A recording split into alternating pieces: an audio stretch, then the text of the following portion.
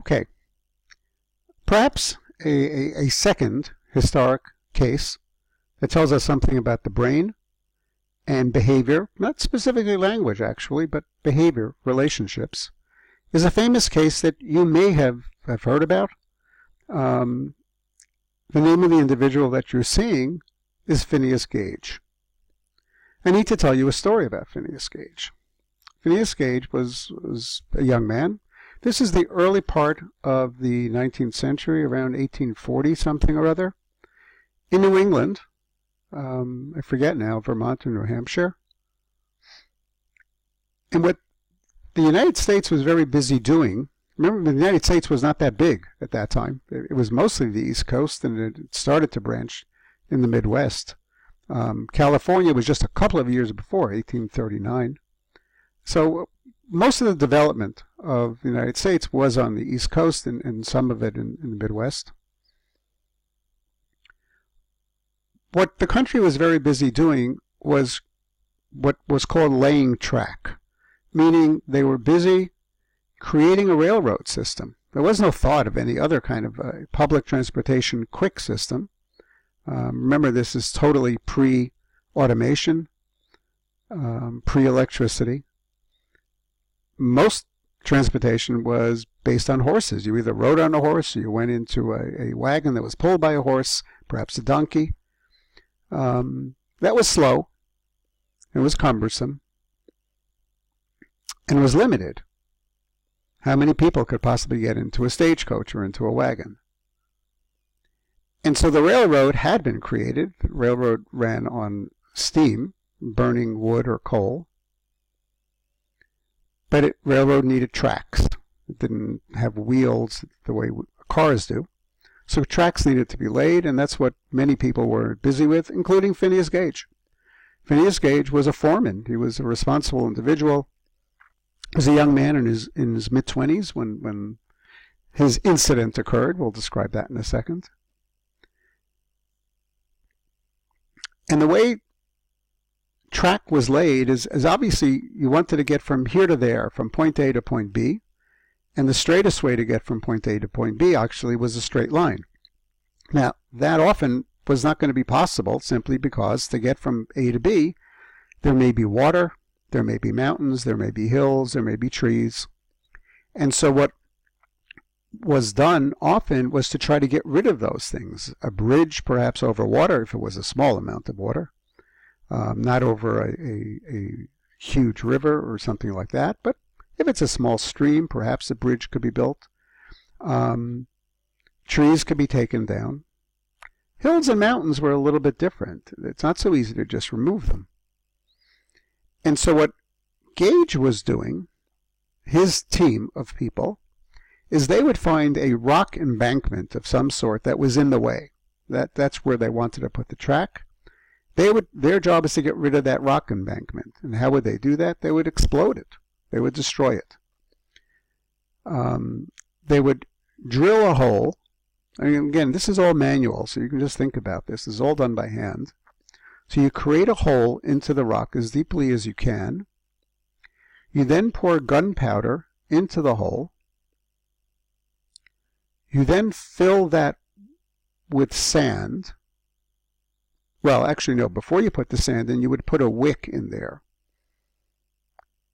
And the wick would be embedded into the gunpowder, but it would be very long coming out of the hole and out of the rock.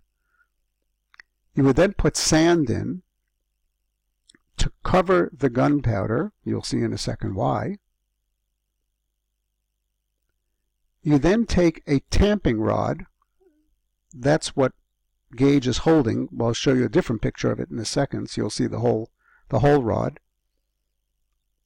And it kind of it is a huge nail with a point at one end and a flat surface at the other end.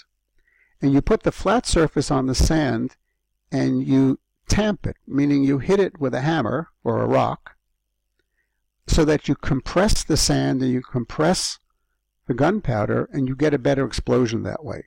The reason the sand had to be there is because you didn't want the tamping rod, which was iron, hitting the gunpowder directly for fear that it would spark and it would explode. And so you always had the sand there as a buffer. There was a boy, basically, who worked with them, and his job was to put in the sand and put in the wick. Again, Phineas Gage was kind of in charge, and the boy came and told Gage that, okay, we just set up that rock, you want to do the tamping now. Gage didn't really look at it very carefully, and someone forgot to put the sand in. And Gage just took the tamping rod and hit it, and it did spark, and it created an explosion. And that rod went flying. It flew right through Gage's head. You can see here, it came up this way. It went in his face, under and through his left eye, through his left frontal lobe, in the anterior part of it, and exited his skull and landed approximately a mile away, to give you an indication of the force that that rod had when it went through his head. A mile away. Okay. This is what a tamping rod looks like. Okay. It exists as well. So does his skull, by the way. His skull is available for there's a museum I think it's in New Hampshire, and one can see the skull. This is a recreation of what it probably looked like. And this is the skull, this is the rod. That should be brain tissue, and you can see what's happening. It's right behind the eye. It exits right there.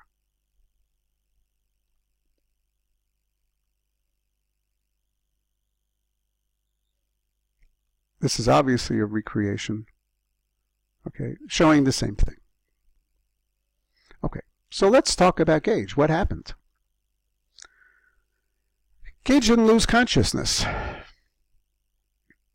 He didn't lose the ability to speak. He didn't lose the ability to think. He wasn't in, reportedly, a tremendous amount of pain. He was shocked. More than anything else, he was shocked.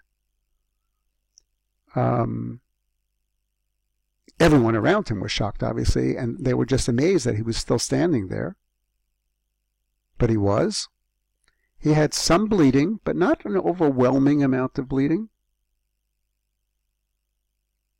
Part of the skull had been lifted, but they found it. They actually found it.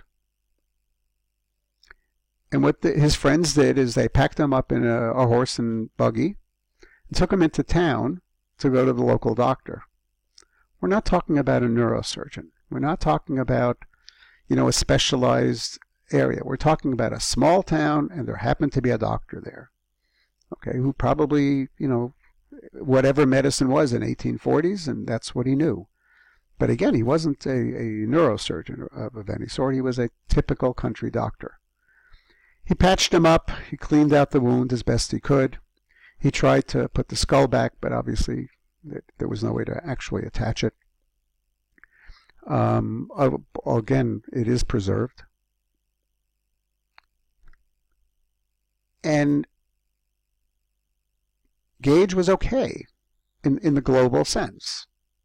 But probably the most famous quote that everyone had in describing Gage was, "Gage just ain't Gage anymore." His personality changed.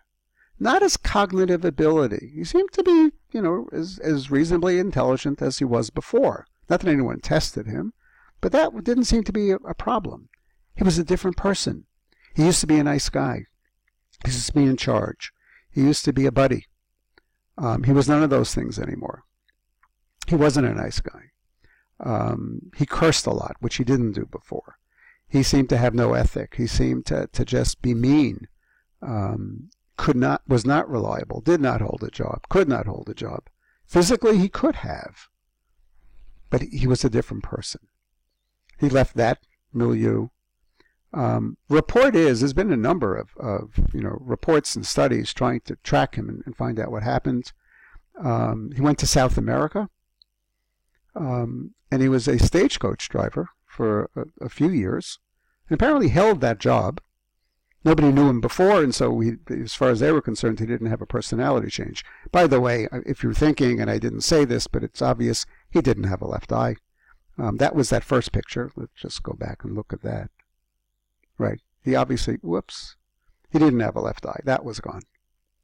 But otherwise, what you see here is a fairly handsome-looking guy. You know, hair grew over the defect in the skull, and so he's okay.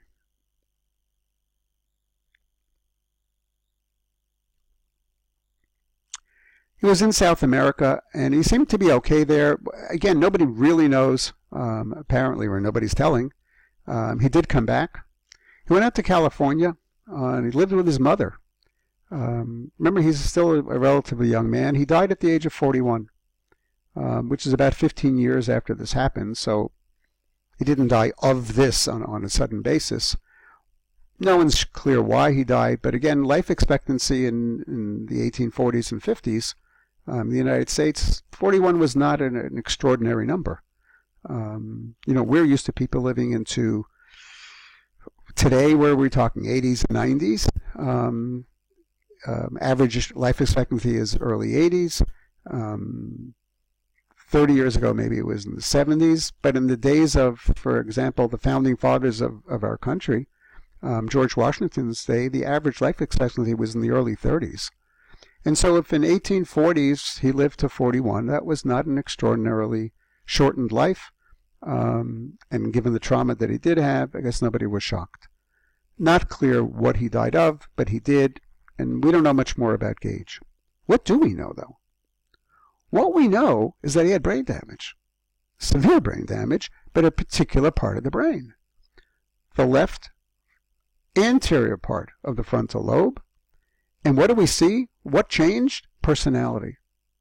And so again, we make an inference that that part of the brain controlled personality. We don't have a history problem here because this guy was normal till it happened, and it became abnormal as soon as it happened, and we know exactly when it happened.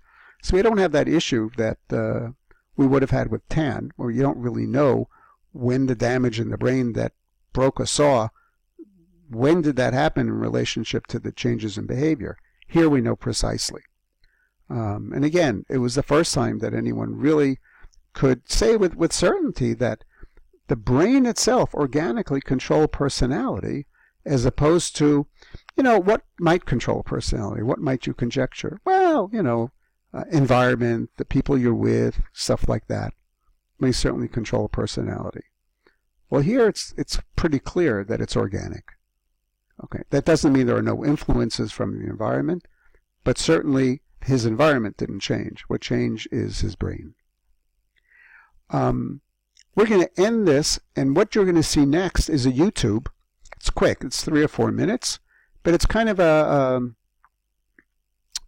demonstration, sort of Gage, and you'll see some pictures, and you'll hear a narration, and it's kind of cute, and it puts it in perspective. So when you finish this, click on the next one, which is the YouTube, watch that, and then come on back. We're not finished for the day.